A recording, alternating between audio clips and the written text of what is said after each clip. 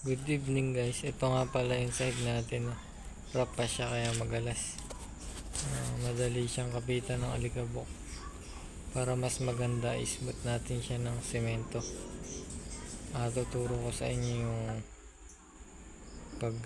ayan, kuha kayong tubig. Ayan, semento na din yung nasa timba na green. Ngayon ihahalo natin siya sa timba na may tubig. Pwede ito pag wala kayong budget pan tiles na, para madali din siyang walisin pag maalikabok na yung sahig niya.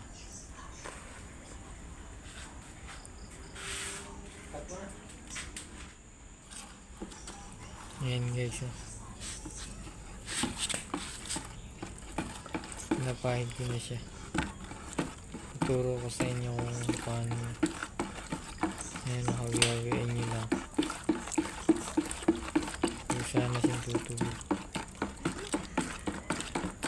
Maganda rin pala bago nyo lagyan ng semento, i-brush nyo muna yung rough nyo, kasi kung matagal lang hindi na lagyan ng semento yun na ganyan, may mga kumapit na alikabok yan. Para mas kumapit siya, maganda brush natin siya ng tubig at patayuin natin, tsaka natin siya ngayon pahida ng semento na ganyan, para hindi siya magputok-putok. Yan, ganyan lang lods. Mas tipid pa kung wala kayong pan tiles.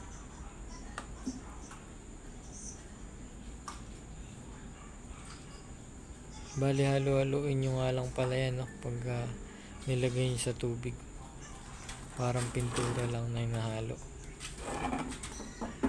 Yan guys, hawi-hawi lang. Sa pumantay siya. Maganda yung medyo makapal din.